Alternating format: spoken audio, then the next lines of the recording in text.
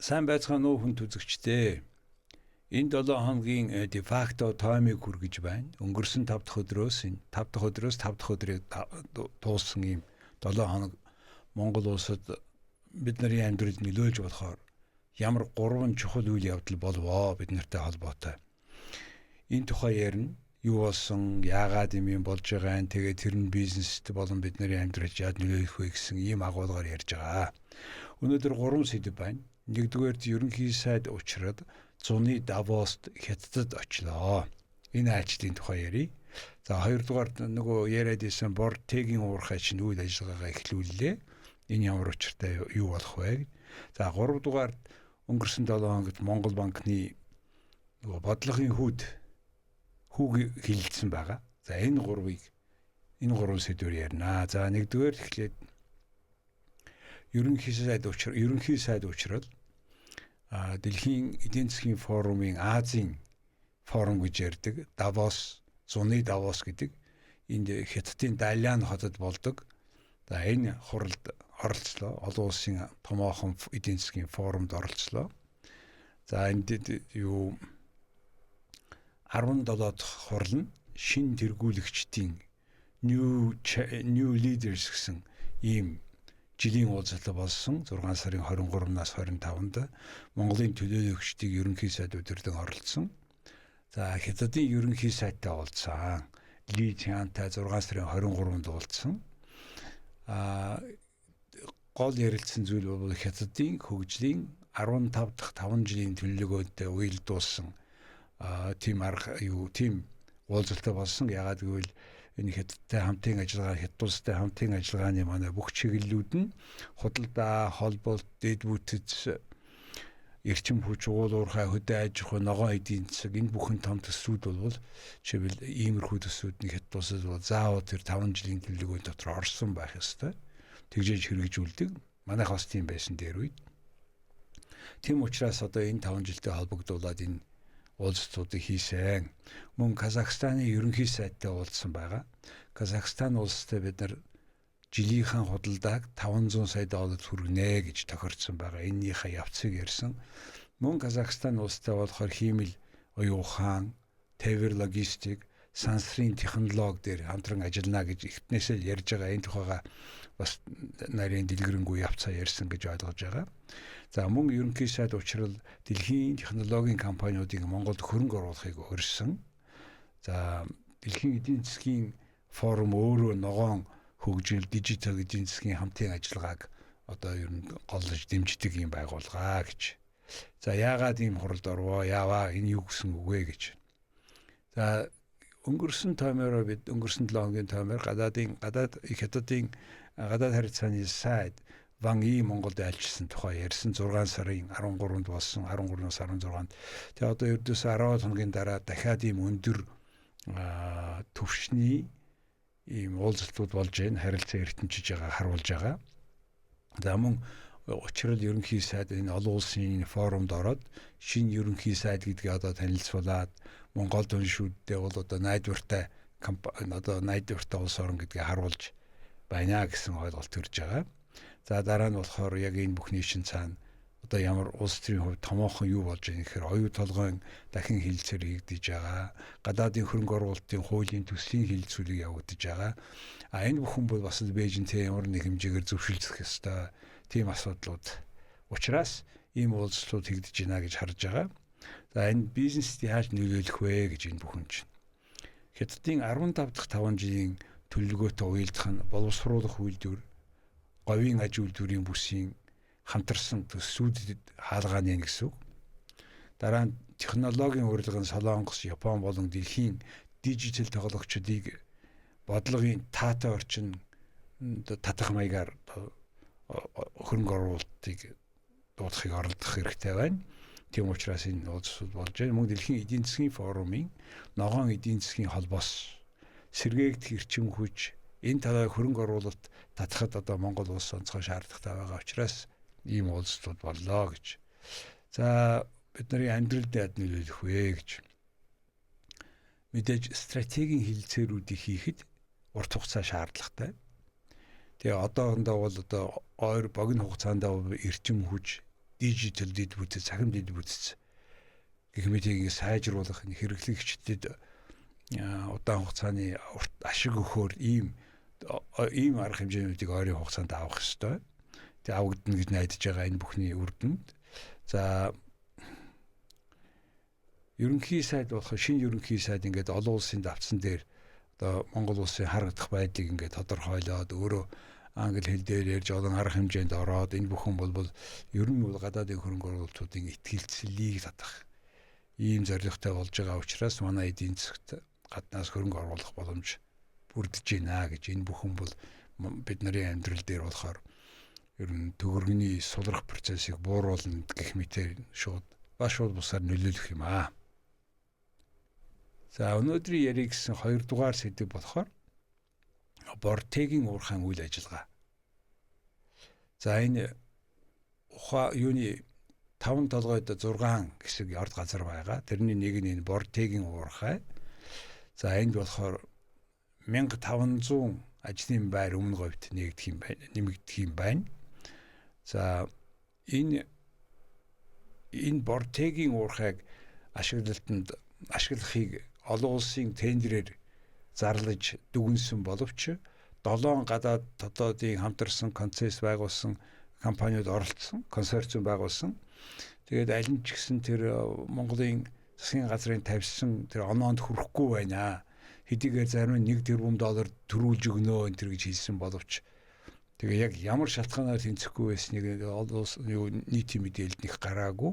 За ямар ч гэсэн гадаадын компаниуд тэнцээгүй. Тэгээд дотоодын компаниуд өөрсдөө хийх боллоо гэж даруй хоногийн өмнө зарласан. Тэгээ энийхэн дагуу одоо ингээд энэ Бортегийн уурхайн үйл ажиллагааг нэмэгдүүлж байгаа. 1500 ажлын байр бий болно.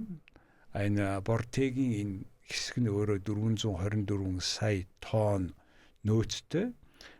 Төлөвлөсөн хүчин чадал нь жилд 15 сая гэж бодохоор за энэ бол бараг 30-аад жил яг ийм хурдаар зөвхөн энэ оюутлогын 5 толгойн зөвхөн энэ хэсгийг энэ уурхайг л ашиглана гэсэн үг ийм хурдаараа бол. За яагаад энийг одоо ашиглах шаардлагатай вэ гэвэл ийм хурдан ашиглах шаардлага гарсан бэ гэвэл сая 26 оны 5 дугаар сарын 22-нд Хятадын Санши мужид их том уул уурхайн осол гарсан. Манай хэвлэл мэдээллийн хэрэгслээр нэг гараагүй санагдсан. За тэр нь энэ бол нөгөө энэ уурхайн нэр нь шүү дээ. Шансигийн Тонжу группийг ажиллуулж байгаа. Энэ уурхайн нэр нь болохоор Лишинью нүүрсний уурхай байгаа. За энэ болохоор Жиньюан гэдэг суманд байдаг Шансигийн том уурхай. Тэгээ энэ групп өөрөө 3 уурхайтай тэгээ гурвуулан ингэ хаасан. За одоо мэдэгдэж байгаа тоогоор бол 5 сарын 22-нд болсон энэ хий алдсан юм байли. Хий дэлбэрсэн юм байли. Тэгээд энд одоогоор бол нэг 90 орчим хүн нас орсон. Тэгээ энэ бол ахаад л энэ уул уурхайн аюулгүй байдал ялангуяа энэ нүүрсний уурхайн аюулгүй байдлын тухай дээр үед нэлээд юм уурхайнууд дэлбэрч гарч асуудал гарч ирсэн. Тэгээ ойрдоо юм гараагүй байснаас сая одоо энэ уурхай дээр гарлаа. Тэгмээс одоо энэ уул уурхайн аюулгүй уурхайн олборлолтынхон аюулгүй байдлыг одоо шалгана гэж хэлээд нэг 3 том уурхайн зогсчод байгаа. Одоо зогсоочод байгаа. Энэ уурхайны нэг онцлог нь болохоор хөхрийн хүчил бага. Тэгээд харьцангуй одоо ийм өргөн өгөөжтэй хэрглэж болох ийм коксчдаг нүүрсийн уурхай. За энээсээ болоод Хятадын Монголын хөлийн ойролцоо байгаа ялангуяа Бугат тэнд байгаа энэ том металлургийн үйлдвэрүүдэд шаардлагатай байгаа коксчдаг нүүрсний тасалдал үүсэх магадлалтай. Тийм учраас Монголоос авах тийм эрэлт нь улам өндөр болж байна. Энэ уурхайнуудын энэ уурхайн ослоос болоод ер нь бол энэ коксчдаг нүүрсийг энэ металлыг хайлахад хэрэгэлдгийг та бүхэн мэдж байгаа. Металлыг хайлахад хамгийн хурдан хамгийн өндөр градуст хадаж чаддаг ганцхан зүйл бол өнөөдөр дэлхий дээр энэ коксчдаг нүүрс байна. Тийм учраас бид энэ Монгол улс чинь коксчдаг нүүрс, чулуун нүүрс гэдэг чулуун нүүрсээ бас эрчим хүчний нүүрс гэж нэрлэдэг байна. Thermal гэдэг. Тэгээд энэ ялангуяа 5 толгойн орд газар чи өөрөө ингээд 7 тонн кокс ч гэдэг нүүрстэй орон 7 тэрбум тонн нөөцтэй гэж ярьдаг байсан. Сая ахил судалгаа хийгээд 8 тэрбум болгосон. Тэгэхээр ямар чигсэн энэ бидний нүүрсээрээ бол одоо ингээд орлого олох боломж улам нэмэгдэж байгаа учраас энэ бортегийн орд газрыг улам яаруулж гэнэ үү гэж харж байгаа. За энэ жил ерөнхий сайд болохоор хятадтай хийж байгаа худалдааныхаа иргэдийг 10% нэмнэ гэсэн зорилт тавьсан энэ тухайга ярьсан байгаа. Тэгээ энэ дотор бол одоо энэ үүсэж байгаа нөхцөл байдал манай нүүрсний борлуулалт бас үн гайгүй байгаа. Энэ бүхэн бол нөлөөлж энэ бодитоор 10% өсөх магадaltaй юм аа. За өөр нэг юм нь болохоор энэ засгийн газар зэсийн болон сэргээгт хэрчим хүчний урт хугацааны хилэлцээр явагдаж байх хооронд богино хугацааны нүүрсний орлогоо одоо нэн тэргуунд тавьж байгаа гэсэн ийм үүднээс энэ уулзалт болж ийн гэж харж байгаа. За бизнес яаж нөлөөлөх вэ гэж. Тоног төхөөрөмж, логистик, шатхуун, хоол хүнсний хангамжийн тэнхлэгт энэ гашуун сухайтын чиглэлд шин эрэлтийн төв бий болж байна гэж харж байгаа. Шинээр. За мөн авто болон төмөр замын тээвэр эрхлэгчид Монгол хятадын нүүрсний маршрутыг одоо сайн ажиглаад энэ дээр одоо цоошны эрэлт бий болох нэ гэдгийг анхаарах хэрэгтэй гэсэн. За тэгээд Эрдэнэс 5 толгойн хөрөнгө оруулагчдад хөрөнгийн зах зээлийн энэ үйл ажиллагаа идэвхжиж ямар нэг хэмжээгээр хувьцаанд нь нөлөөлнө гэсэн үг. Та бид нар болохоор 5 толгойн иргэд бүр Монгол улсын иргэн бүр 5 толгойн одоо энэ хувьцаат компани хувьцааг эзэмшигч шүү дээ тий. Тэгэхээр ийм том эргэлт явагдаад эхлэхээр хувьцааны үн нэмэгдэнэ гэсэн. За бид нарын амьдралд яаж нөлөөлөх вэ гэж. 1500 ажлын байр гэдэг бол том. Мал аж ахуйн гол амжиргааны их үүсвэр болсон манай хөдөөгийн малчд бас орлогоо нэмэгдүүлэх өөр нэг боломж. Тодорхой давхар мэргэжил эзэмших аль нэг тээврийн юм уу энэ уурхайтай холбоотой өөр мэргэжил эзэмших боломж гарч ирж байна гэсэн үг. Гэр бүлийн орлого нэмэгдэнэ гэсэн үг. За Монгол улсын экспортын 95% шүү 90% нь хятадтай харилцаатай.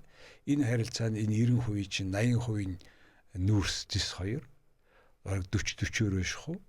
Тэгэхээр энэ 40% чинь орлого нэмэгдэнэ гэдэг бол тоогоороо үнээрээ мөнгөөрөө нэмэгдэнэ гэдэг бол Монгол улсын одоо энэ инфляцийн мөнгөний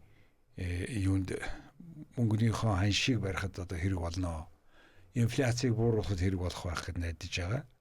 За мөн байгаль орчны эрсдэл, хуурай, говийн экосистемд олборлолт нэмэгдэх нь маргаантай хэвээрээ.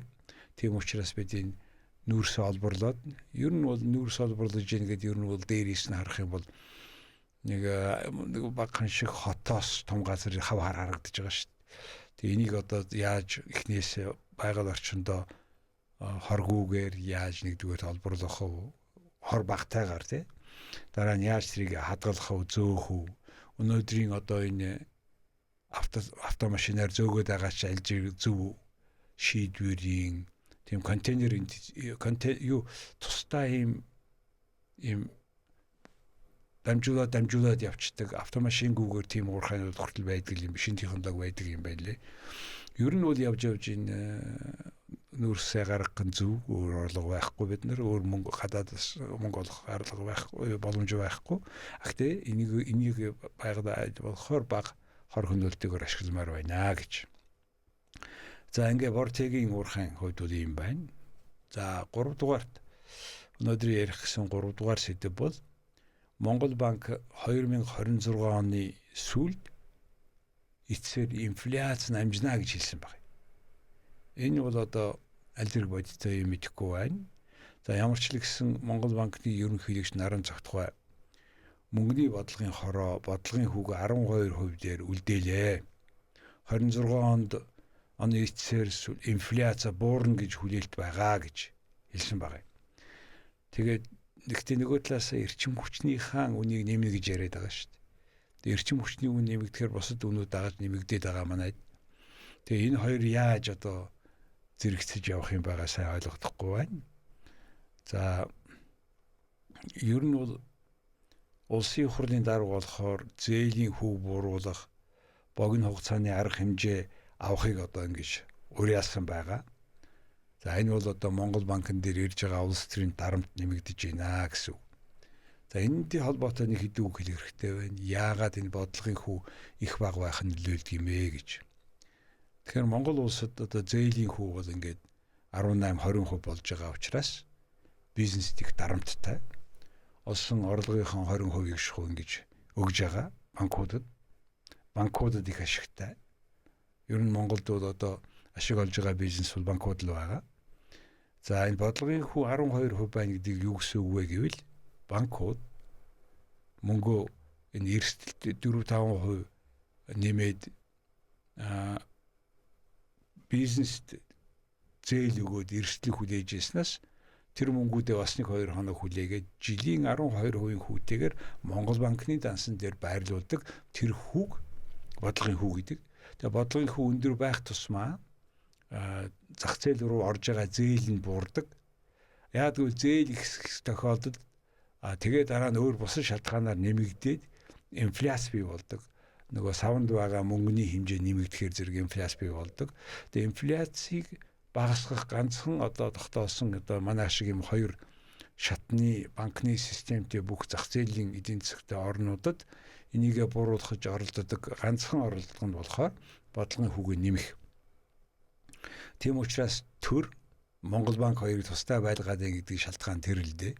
Хэрвээ Монгол банк бие даасан бодлого явуулахгүй бол манайхан тэрийг зарим нь буруутгадаг. Бие даасан бодлого гэдгийн цаана зөвхөн энэ л байгаа. Тэр бодлогын хүүг хэдэн хувь дээр байлгах вэ гэж. Жишээлбэл Орос орн 2000 дайнтай орн тий 2024 онд бодлогын хүүн 20% байсан. Тэгээ Төв банкныхын захирал Наболина гэж хүнд маш их улс төрчдийн шүүмжлэлтэй хандаа одоо хүртэл мань хүнтэйх одоо ер нь их ширүүн ханддаг юм байлээ. Сая хамгийн сүүлд 26 оны одоо өнөөдөр 6 сард Оросын холбооны улсын Төв банкны бодлогын хүн 14.5%. Дайнтай орны бодлогын хүн 14.5%, дайнгүй орны бодлогын хүн 12% Монголын хувьд.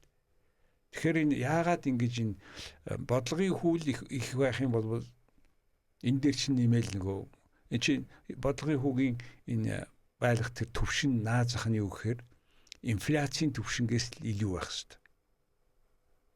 Тэгжээж инфляцийг барина гэж. Монгол улсад одоо инфляц 10-11 орчим хувь байна гэж ярьж байгаа. Зарим 7.8%, 8% байна гэж ярьж байгаа. Тэгэхээр одоо энэ 8% инфляц байгаа нөхцөлд 11% тэрнээс илүү бодлогын хүү байж ээж энэ нөгөө савн дотор байгаа, эдийн засаг дотор байгаа мөнгөний хэмжээг хэвэнд нь юм уу огцон өсөхгүй барихаас шүү Монгол банкнд өөр зэмсэг байхгүй. За ийм учиртай. За тэгэхээр 7 хоногийн хөрөнгийн зах зээл одоо өнгөрсөн 7 хоногт анхдагч зах зээлийн IPO гэж ярддаг. Санхүүжилт бол өсөлттэй байсан. Гэхдээ хөрөнгийн биржийн арилжааны хэмжээ нь өмнөх 7 хоногоос харьцуулахад удаашарсан буюу бага болж байгаа. Энэ бол тийм сайн үзүүлэлт биш. Хөрөнгийн зах зээл дээр бордогдож байгаа хоёр дахь одоо хүмүүс хувьцаагаа хоорондоо зарж байгаа тэр идэвхтэй байх тусмаа илүү динамик байдгийг гэж үздэг. Ер нь энд хэлэхэд зээлийн хүүг бууруулах нь бол нэгдүгээр тэр инфляцтай холбоотой гэж хэлсэн. Хоёрдугаар нөгөө хадгаламжийн хүү өндөр байна гэсэн үг бас. Ягаад гэвэл хадгаламжаасаа банкуд чинь их усүрээ бүрдүүлээд одоо хадгаламжийн хүү бол одоо 12-13% байна.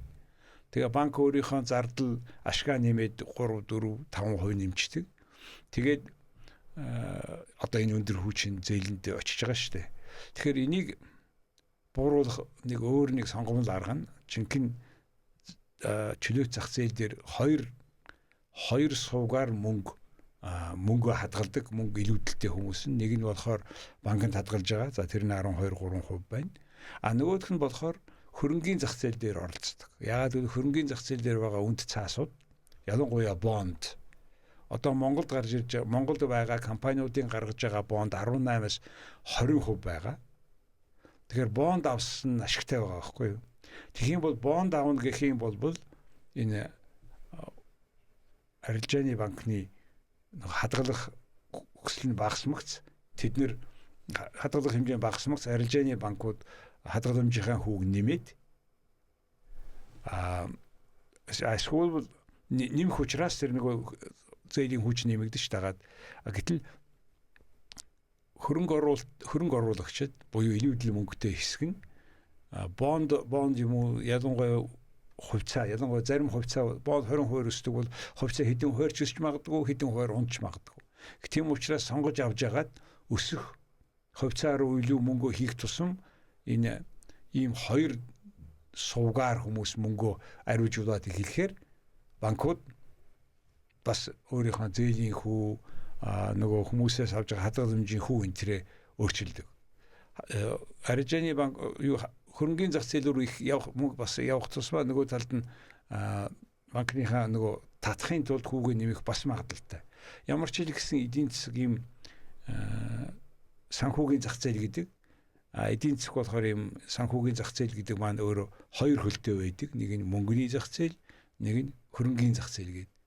Ийм хоёр сонголттой байж иж хүү буурдгаа гэсэн ийм онол байгаа. За хизээ энэ буурах вэ гэхээр Монгол улсын бүх банкны нийт хөрөнгийг эдийн засгтайгаа харьцуулах юм бол одоо 90% хүрсэн явж байгаа. Муугүй үзүүлэлт улс орнуудад бол эдийн засгаас том байдаг. Эдийн засгаас одоо бол 90% дээр очсон байна. Хөрөнгийн зах зээлийн нийт үнэлгээ market capitalization гэдэг энэ болохоор зэрэг зах зээл үнэхээр өндөр хөгжсөн оронд бол эдийн засгаас том байдаг. Манайд энд дөнгөж 15% байгаа. Тэгэхээр энийг өсгөх боломж зөндөө байгаа. Яг энэ тухай бол одоо энэ Монголын хөрөнгөний биржийн сая шин захирал бүр тодорхой бодлогууд, тодорхой бүтээгдэхүүнүүдийг анх удаага хийнэ гэж ярьж байгаа. Түүний дотор жишээвэл одоо зах зээлийг бүрдүүлдэг юм машин байдаг. Жишээвэл энэ хувьцаа хаанаас хідээс л авъя гэхэд заримдаа олддоггүй байхгүй юу? Нөгөө зарж байгаа мэдэгдэхгүй, зарж байгаа мөөгүй юм уу? Тэгвэл энэ зах зээлийг бүрдүүлэгчийн үйлчлэгээтэй компаниуд болохоор энийг ямар ч компани хувьцааг авъя гэвэл төдөр ав, зарыг гэвэл төдөр зар гэсэн тийм багцаар нь авч үйлчлэгээ үзүүлдэг ийм жишээбэл шинэ бүтээгдэхүүн Монгол улсын хөрөнгийн биржээр бий болсон байна. Зөвл алхам гэж харж байгаа. За ер нь бол ингээд яг хэвийн ажиллаж байгаа эдийн засагт инфляц 2-3% байдаг. Бас байх ёстой. Ягаад гэвэл нөгөө хүн болгоны эрэлт нийлүүлэлт гэдгийг чинь ингээд зах зээл зохицуулж байгаа учраас тэрнийх нь нөгөө алдаа оноо эсвэл их хүлээлт тэр нь өөр болдог учраас эдийн засаг нь хоёр хавцаа инфляцтай явж байгаа эдийн засаг бол хэвийн зохицуулалтаа явж байна гэж үздэг. Энэ 8 бол өндөр байгаа. За бүр гиперинфляцийг байдаг. Эдэн 100% байдаг. Манай 90-ад оны ихээр 400% хүрж ирсэн шүү. Тэгэхээр энэ бүхэн яагаад ингэж байна гэдэг асуулт. За нэгдүгээр инфляцийг бий болгож байгаа бол инфляцийг тэр мөнгө хэвлэдэг зах зээл дээр байгаа тэр мөнгийг илүү болгодог тэр машин чинь бол төрийн машин. Төрийн машины зардал их болж байна. Төрийн машины зардал их байгаагийн бас нэг шалтгаан нь болохоор өрн их байна. Өнгөрсөн таймаар бид Монгол улсын нийт улс 40 тэрбум долларын өртөө эдийн засаг чинь 33 шүү дээ. Энэ 40 тэрбум долларын 20 ганцаараа оюу толгойгийнх оюу толгойн хүү 11.5%. Нөгөө үлдсэн 20-оос 10 нь засгийн газрын өр, нөгөө 10 нь банк санхүү бусад Монгол компаниудын өр явж байгаа. Тэгээд ингээд Монгол улсын засгийн газар тэ өөрийнх нь 10 тэрбумын өрөнд хоногт 1.6 сая доллар төлж байгаа. Сард жилдээ 600 сая доллар төлж байгаа. Тэгээ 365 хоногт хуваагаад 600-а үзэхээр ингээд 1.6 сая доллар гарч байгаа. 1.6 сая доллар гадагшаага өгж байгаа улс орн чи яаж долларын резервийг одоо хадгалах юм? Энэ уулуурхайн орлого нэмэгдээд доллар ороод ирэхээр энэ өрөө дармаар юм. Тэхийн оронд өрийг өрөөр дараа яваад байгаа гэдгийг иргэд бас анзаарах хэрэгтэй. Засгийн газараас шаардах хэрэгтэй. Тэгээ өрийг өрөөр дарчаа дараа хямд хөөр авчаал өөрсдөө баатар болгоод яриад байхын тэр ойлгомжгүй асуудал шүү. Энийг бас ялгаж салгаж хармаар байна. За энэ бүхний цаана юу байна гэхээр манай Монгол улсын өрсөлдөх чадвар их тааруухан байна. Сая тэр олон улсын өрсөлдөх чадварын тайлан гэж гардаг. Сая энэ 26 оны одоо байдлаар тайлан гарсан чинь тэрэнд хэмжигдэж байгаа 70 орн байгаа юм. Өрсөлдөх чадварыг хэмжиж байгаа 70 орноос Монгол улс 67-д орж байгаа. Хоёр байраар ухарцсан. Тэгээ одоо манай ард талд бол зөвхөн ийм л улс байгаа. Нигерия, Намибия, Венесуэла гэж 3 орн.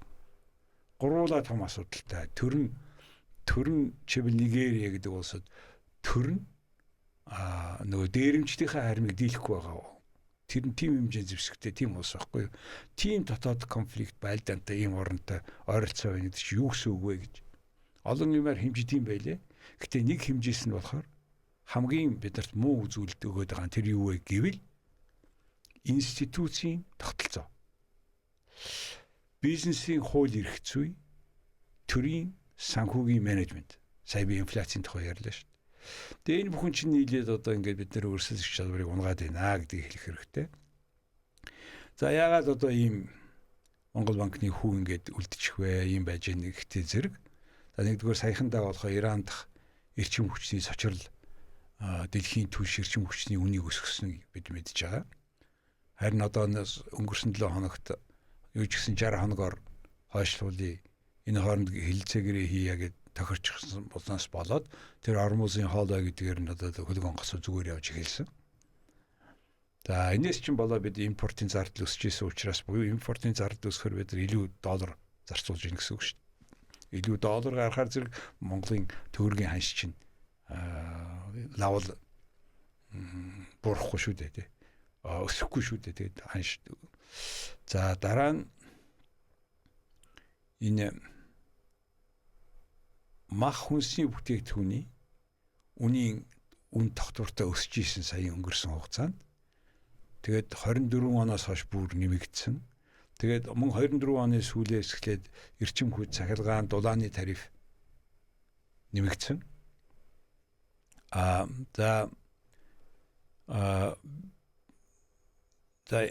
Тийм учраас Монгол банк хатуу мөнгөний бодлогоо хадгалж байгаамаа гэж. За бизнес яаж нөлөөлөх вэ гэж түрүү ярьсан шалтгаанаар зээлийн хүндэр байна. 26 онд жижиг дунд үйлдвэр энэ үл хөдлөх хөрөнгийн салбар өсөлт нь хязгаарлаж байна гэсэн үг. За бидний амьдралд яаж нөлөөлөх вэ гэдэг нь болохоор инфляц, өрхийн худалдаа авах чадварт шууд нөлөөлж байгаа. Гэр хорооллын оршин суугчид нүүрс эрчим хүчний зардаар хамгийн их дарамт авж байгаа. За мөн энэ орон сууцтай холбоотой ипотек, автозээлтэй хүмүүст 26 оны 3 дугаар улирал хүртэл бас л энэ хിവэрэ байна гэсэн үг. Ер нь энэ ипотекийн зээлийн бодлогыг өөрчлөх шаардлагатай. Энэ 13 жил явсан энэ эрэлтийг дэмжсэн бодлого чинь ажиллахгүй байна. Одоо нийлүүлэлтийг дэмжсэн ипотекийн зээлийн бодлого явуулъя гэдэг ийм санааг одоо бид нэлээд түлхэж байгаа гэж. За ингээ би та бүхэндээ өнөөдөр энэ 7 хоногийн 3 гол үйл явдлыг танилцууллаа. Нэгдүгээр ерөнхий сайд Учирлын Таиланд хийсэн айлчил тэр нь Монголд ямар хамаатай нөлөөтэй вэ гэдгийг. За хоёрдугаар тэр Бортегийн уурхай ашиглаж эхэллээ. Бас гадны шалтгаан байна. Хятадд болсон тэр ослын тухайд ярьлаа. За гурав дахь нь болохоор манай бодлогын хүүг яагаад хэвээр үлдээчих вэ гэдгийг ярьлаа. За ингээ хамгийн сүүлд нь та бүхэнд нэг уриалга хэлмээр байна. Тэр юу вэ гэвэл монголчууд бид одоо энэ бүх эдийн засгийн байдал энэ хүмүүс эдийн засгийн өсөд байдаг хөгжил ирэхгүй байгаагийн гол шалтгаан бол авилга гэж үзэж байгаа. Авилгын суурь нь бол улс төрийн намуудын санхүүжилт. Улс төрийн намуудын санхүүжилтийг хянах ажлаа бид нар орхидуулчаад байгаа. Энийг хийхин тулд бид нар энэ сонгуулийн хороо гэдэг юмыг сонгогчдын хороо болгож өөрчлөх шаардлагатай байна. Өөрсдийнхөө сонгодог хороо байгуулж болохгүй сонгож байгаа хүмүүс нь энэ хороог байгуулад энэ дотор нам бос хүмүүсийг өргөн оролцуулах шаардлагатай байна гэж. За энэ уриалгыг та бүхэнд хүргэж байна. Баярлалаа. Hello everyone. This is a short brief about the weekly review I have just explained in Mongolian language. We have covered this week in this week review 3 topics. 1. Prime Minister Uchral visited Dalian, the summer Davos in China, and had met Chinese authority, including the Prime Minister, which was happening after just 10 days of official visit of China Foreign Minister Wang Yi in Mongolia. So that frequency of high-level visits, that's what it's about, number 1. Number 2, we have a large coking coal deposit in the south of the country, Tawon Tolga, and it has several parts, and one part, Bor Teik, so-called, mining just has started its operation. It is also because recent Chinese mine in Shanxi accident, unfortunately some 90 people died, which is a coking coal mine, which increases the demand for coking coal from Mongolia. The third topic I had just covered is about the policy rate of Mongol Bank remained at 12%. And I explained why is it so. I have compared it with Russia, and how can we somehow decrease the inflation in the country. And I have also mentioned about the World Competitiveness Index of Mongolia, which made us to have 67th place out of 70 countries. So these are 3 topics I have just covered. If you are interested more in details, you can visit my website. Thank you.